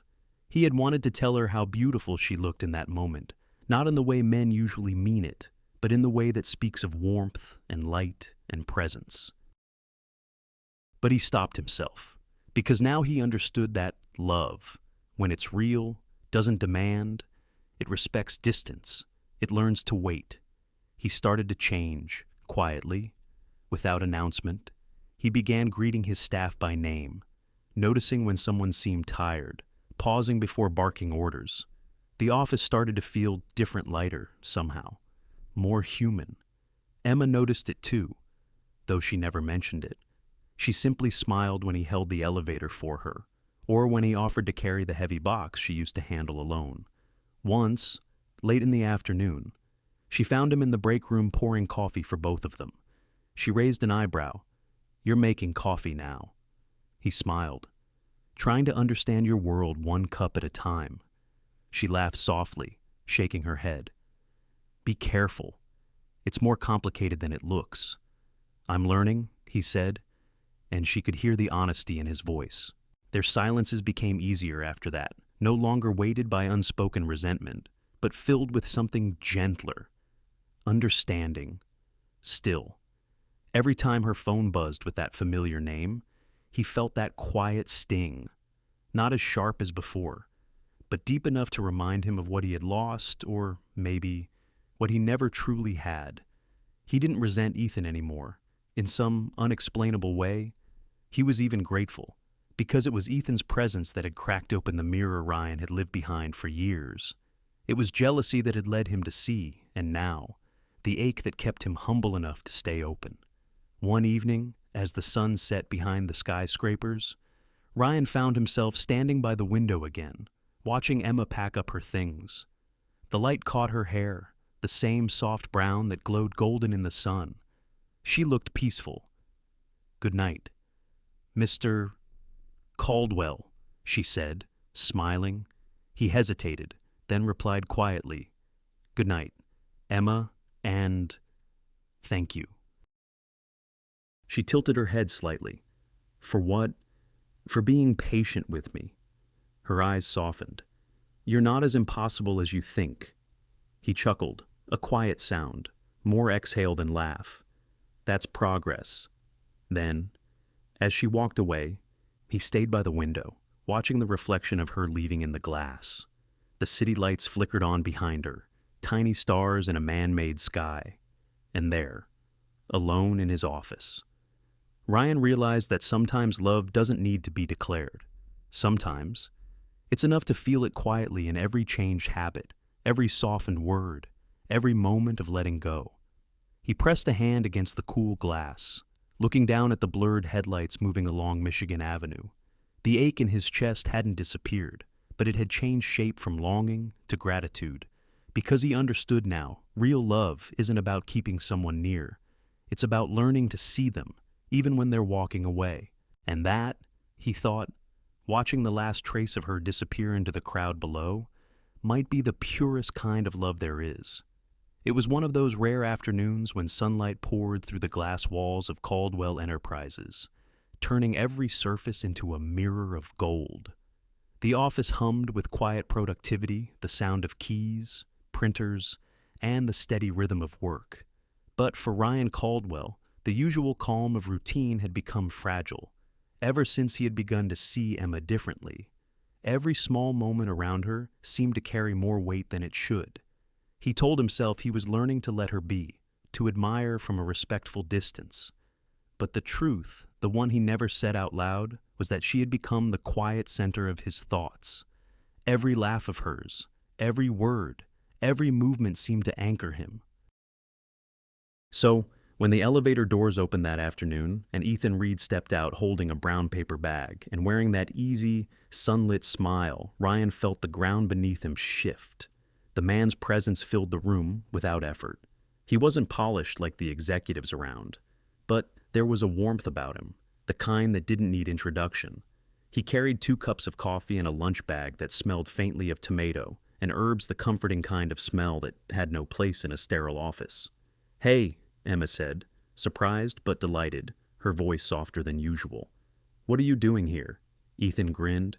"You mentioned skipping lunch again, so I thought I'd bring it to you. Consider this my civic duty." Her laugh came out light and genuine, that sound Ryan knew too well by now, the one that always undid him a little. He watched from his office through the glass wall, pretending to review a document, but his eyes betrayed him, drawn helplessly to the sight of her standing beside Ethan. She looked happy. Not the composed, polite happiness she wore at work, but something deeper, real.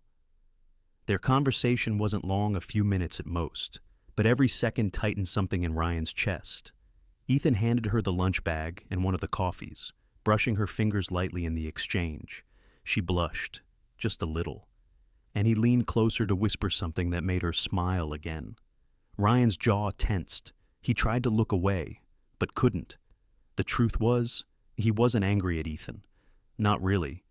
It was the ease between them that hurt the way Ethan didn't have to earn her warmth, didn't have to unlearn his pride to deserve her smile.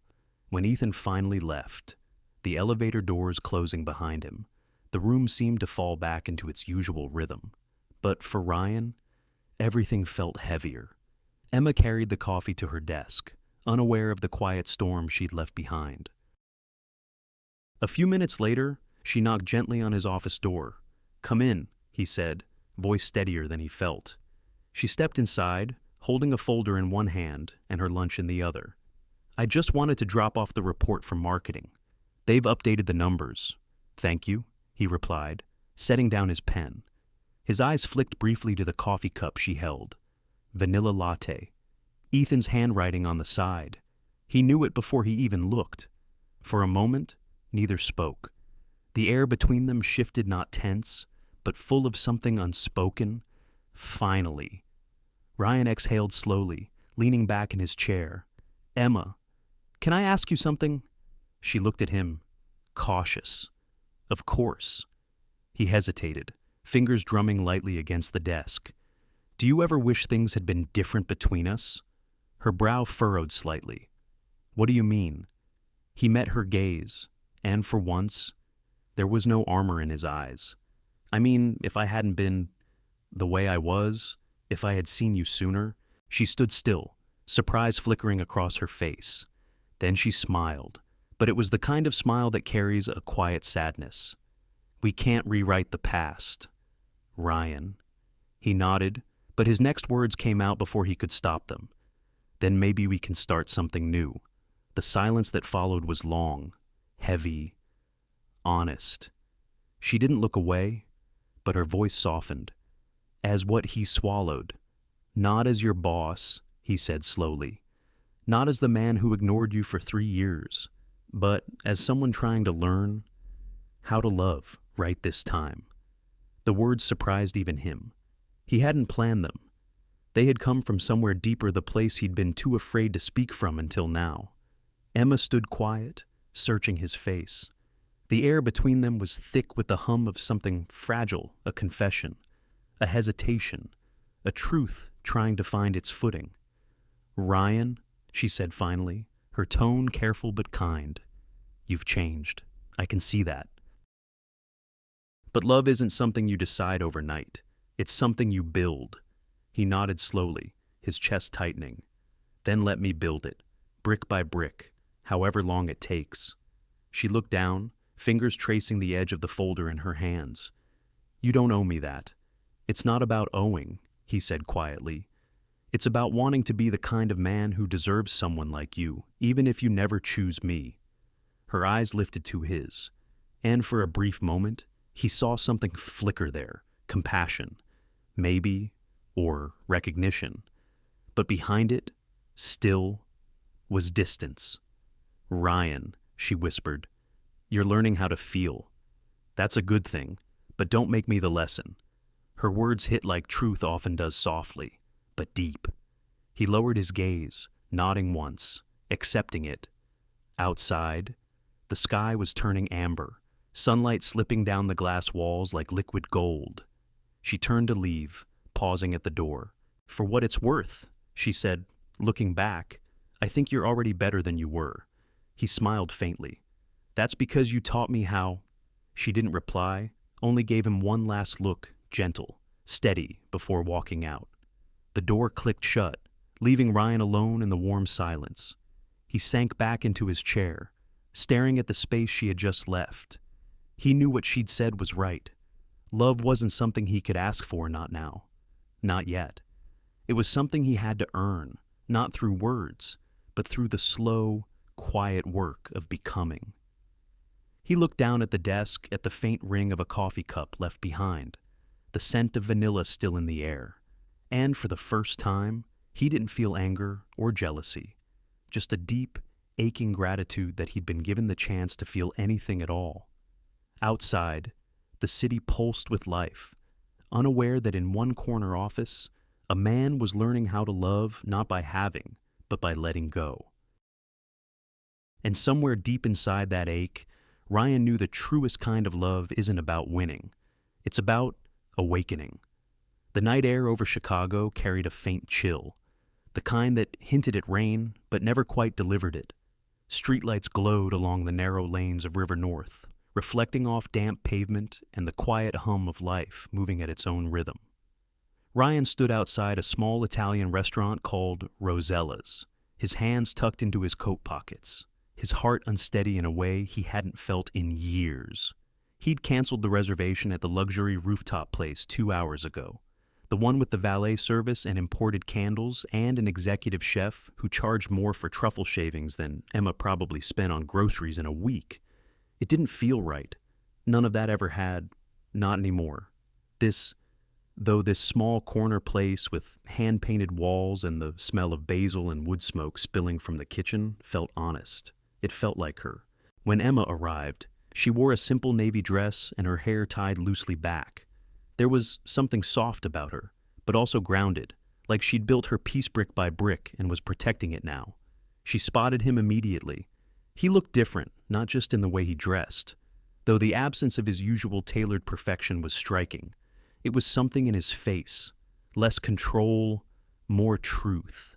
Rosella's, she said, a quiet smile forming as she looked up at the old brick sign. You remembered?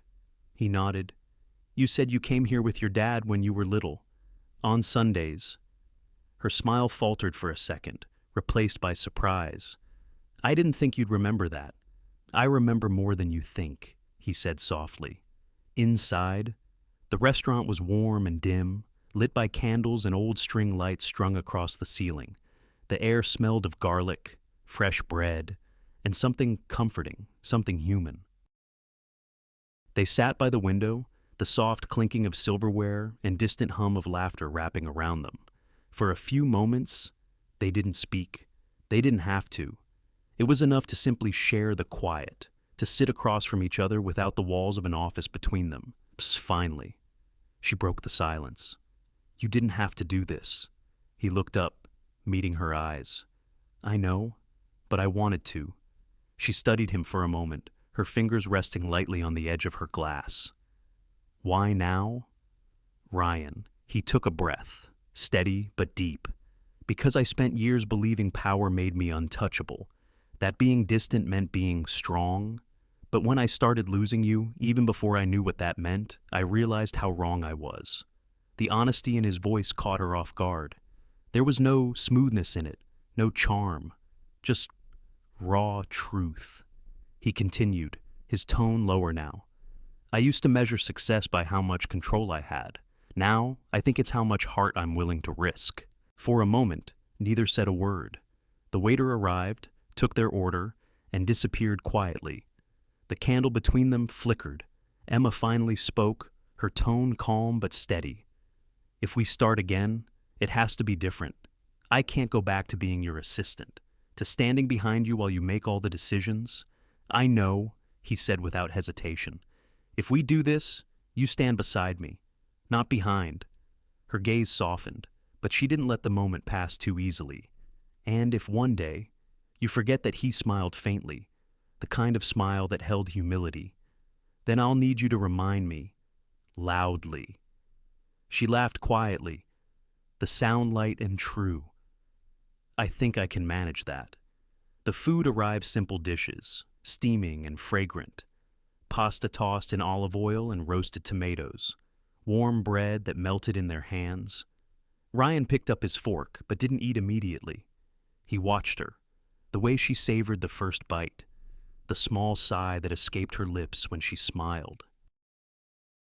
It was such a small thing, the act of sharing a meal, but to him, it felt like the most honest connection he'd ever known. Do you ever miss it? He asked quietly after a while. Miss what? The simplicity. Before all of this. Before I complicated things. She thought for a moment, twirling her fork slowly. I miss who I used to be, the version of me that didn't need to be strong all the time. He nodded. Maybe you don't have to be anymore. Her eyes lifted, curious. I'm not asking you to trust me yet, he said softly. I just want to earn the chance to be someone you don't have to guard yourself against. Her lips parted slightly, not for words, but for breath. That kind of honesty did that. It took the air away. You've changed, Ryan, she said finally. But change takes time. You can't rush healing mine or yours. He nodded again, slow and deliberate. I'm not rushing. For the first time, I'm not trying to win. Something about that made her smile. Not big, but enough to light her eyes.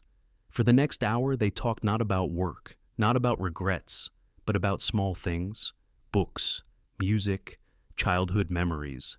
He told her about sneaking into jazz bars as a teenager, pretending to be older just to listen to the saxophone player on Friday nights. She laughed and told him about baking with her grandmother, how the kitchen always smelled like cinnamon and stories. They talked like people rediscovering the art of simply being human together. When the plates were cleared and the last of the candle wax dripped onto the table, the night outside had deepened. The rain that had been threatening all evening finally began to fall, tapping gently against the window. Ryan stood and helped her with her coat, his hand brushing against hers, tentative, respectful. As they stepped outside, the rain had softened to a mist. The street glowed beneath the lamplight, reflections dancing on wet asphalt. They walked a few steps in silence. Then Emma turned to him. You said earlier you're not trying to win. What are you trying to do? Then he looked at her, the woman who had once been invisible to him and now stood as his compass. Trying to be real, he said, even if it means being small, even if it means losing.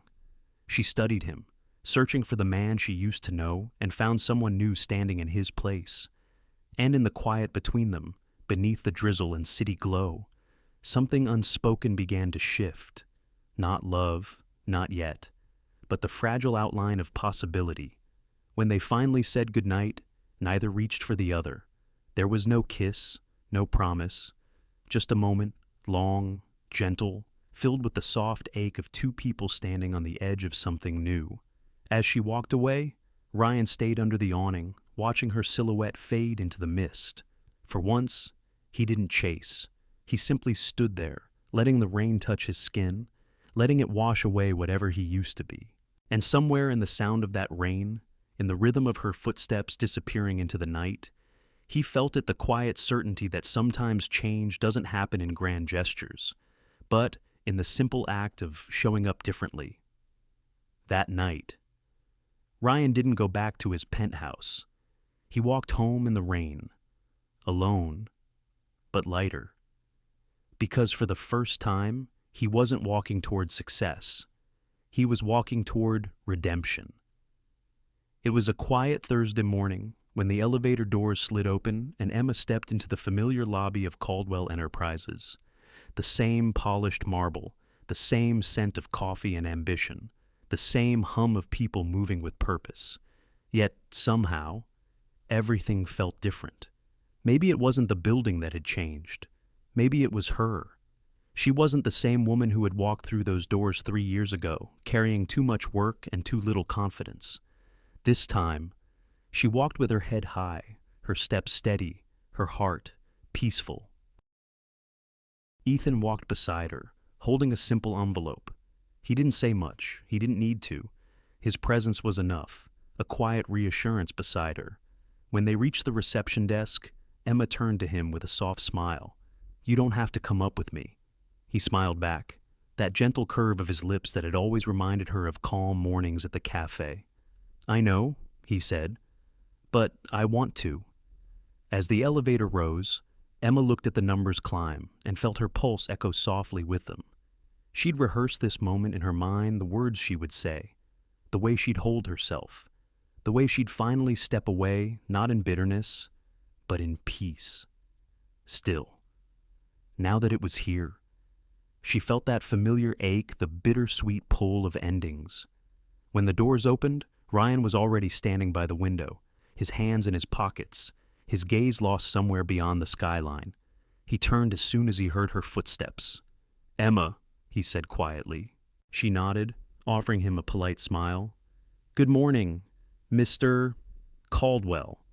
His eyes flicked briefly toward Ethan, then back to her. There was no anger there, no jealousy, just the heaviness of understanding. I didn't expect company, he said. Ethan smiled politely. I'll wait outside, he said, setting the envelope on the corner of her desk before stepping back into the hall. Silence lingered between them, thick and gentle all at once. Emma took a breath, then walked forward, placing her resignation letter on his desk. I'm giving 2 weeks' notice, she said softly. I think it's time. Ryan didn't reach for the envelope. He just looked at her, eyes steady, voice low. I see. I've been thinking about it for a while, she continued, and I realized I want to start something on my own. Maybe travel, maybe write, just live without belonging to anyone else's clock. Her tone was calm, but her fingers trembled slightly. It wasn't fear, it was release. Ryan nodded slowly, his throat tightening. You've earned that, he said, more than anyone here. She smiled, and for a brief second, he saw the woman she'd become radiant, confident, free. Thank you, she said. There was a pause, the kind that holds everything words can't. He finally spoke again, quieter this time. Emma, before you go, I just want to say something. She looked at him, waiting.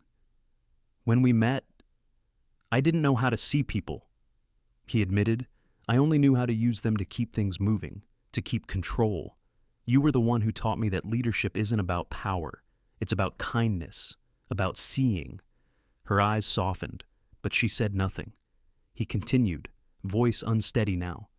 You deserve better than what I gave you, and if I ever made you feel invisible, I'm sorry. Truly. The room felt smaller suddenly, closer. She took a breath, then said gently, You did hurt me, but you also learned, and that matters. Her honesty didn't sting, it soothed, because there was no anger in it, just truth. He smiled faintly. What will you do now? She hesitated, glancing toward the window. I don't know yet, but for the first time, that doesn't scare me. He nodded, pride flickering beneath the ache.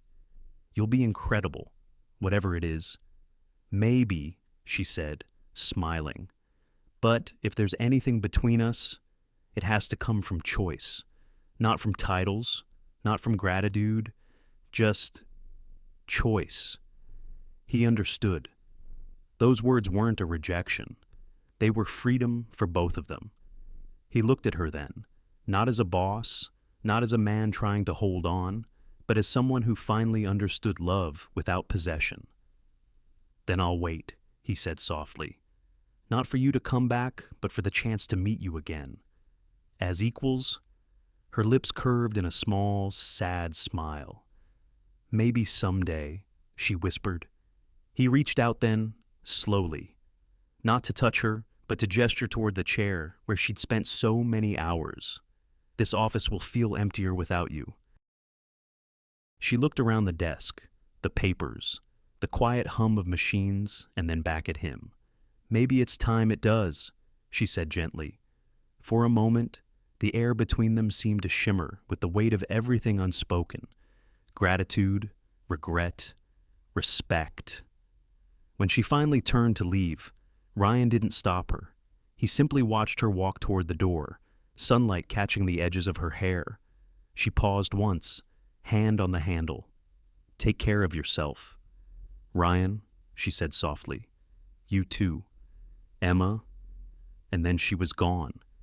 He stood there for a long while, staring at the empty doorway. The sound of the city outside felt louder. Somehow, buses, voices, the faint echo of wind against glass. All of it reminding him that life goes on, whether we're ready or not. On her way out, Emma found Ethan waiting by the elevator. He didn't ask how it went, he didn't need to. He just took her hand gently. Free? He asked. She smiled, that quiet, steady smile of someone who has made peace with her past. Free, she said. As the elevator doors closed, Ryan finally turned back to the window. The skyline stretched before him, the same view he'd seen 1,000 times. But somehow new. The city looked softer, alive in ways he hadn't noticed before. He let out a breath, long, quiet, full of release. In that silence, he realized something he hadn't. Before, sometimes love isn't about holding on or fighting to keep someone close. Sometimes it's about having the courage to let them walk away and meaning it. And maybe, just maybe, that's where love begins. He looked down at her empty chair one last time, then whispered to the still air, "Thank you." "Emma?" Outside. The sun broke through the clouds, scattering light across the glass walls. It was almost as if the city itself was breathing with him, not in loss, but in acceptance. Because this wasn't an ending. Not really. It was a beginning, just written in a quieter language. 6 months passed. The city had changed its colors again, from the sharp chill of winter to the early blush of spring. The air over Chicago was softer now, touched with the scent of rain and blooming magnolia. And one quiet afternoon, Ryan Caldwell found himself standing in front of a small bookstore tucked between a flower shop and a bakery on Maple Street. He hadn't planned to stop. He'd been walking without direction, letting his feet choose where his heart might go. And yet, when he saw the sign, the Maple and Moonlight bookstore, something inside him stilled. He smiled faintly. Of course. The bell above the door chimed softly as he stepped inside. The store was small but warm. Shelves of well-loved books leaned into each other like old friends. The faint sound of a piano played from a corner, speakers slow, familiar, like a memory humming beneath the noise of the world. And there she was. Emma stood by a wooden table, stacking new paperbacks. Her hair was shorter now, her sleeves rolled up, a pencil tucked behind her ear. There was a lightness in her, the kind that comes when someone finally learns to live for themselves. For a moment, Ryan just watched, not out of longing, but out of quiet wonder. It had been months since he'd last seen her, but somehow he'd never stopped feeling her presence in small acts, in softer thoughts, in the patience he'd learned to keep. When she finally noticed him, her eyes widened in surprise. Then, slowly, a smile spread across her face. "Ryan," she said softly. He took a step closer, returning the smile. "I was just walking by," he said, though they both knew it wasn't entirely true. "I don't think so," she teased gently. "You were never much of a wanderer." He chuckled, lowering his gaze for a moment. "Maybe I'm learning." There was an ease between them now, no weight, no unfinished words. Just two people who had weathered their storms and learned to stand in the calm. She gestured toward the shelves. "It's not much, but it's mine for now. I work here part-time, and write when it's quiet." He looked around, taking in the space, the handwritten signs, the soft lamplight, the lingering smell of paper and coffee. "It's perfect," he said, and he meant it. She tilted her head. "And you, still ruling the world from the 30th floor." He smiled, shaking his head. "Not anymore. I stepped down last month. I'm still on the board, but I'm done living just for quarterly reports." Her eyebrows lifted in quiet surprise. "Really, really," he said simply.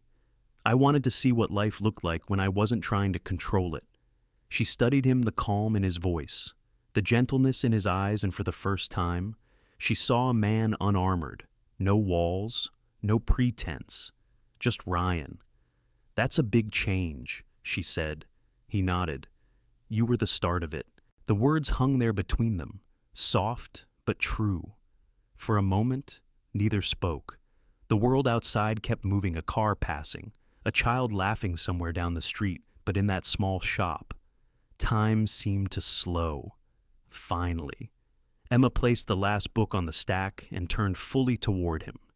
"You look different," she said, lighter. He smiled. "You do too."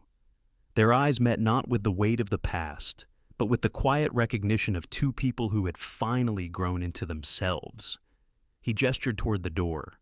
"Walk with me." She hesitated for just a second, then nodded. Let me grab my coat. Outside, the afternoon had slipped into gold. The streets were alive with color, people carrying flowers, couples laughing under shared umbrellas, the smell of fresh bread from the corner bakery. They walked side by side, their steps unhurried, the world around them soft with new beginnings. After a while, Emma spoke, her voice thoughtful. "Do you ever think about how different we were back then? You and I all the time," Ryan said quietly. "I used to think love was about wanting, about reaching for something until you had it. And now," she asked. He paused, glancing at her with a faint smile.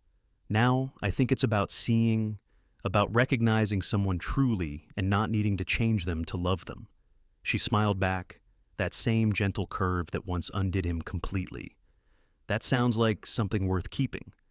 They stopped at a crosswalk, the red light glowing softly against the evening haze. Ryan looked at her, then really looked and saw not the assistant he had once overlooked, nor the woman he had tried to make amends with, but the person she had always been, someone whole, someone he could finally meet, not from above or behind, but side by side. As the light turned green, she slipped her hand into his. It wasn't dramatic. It wasn't planned.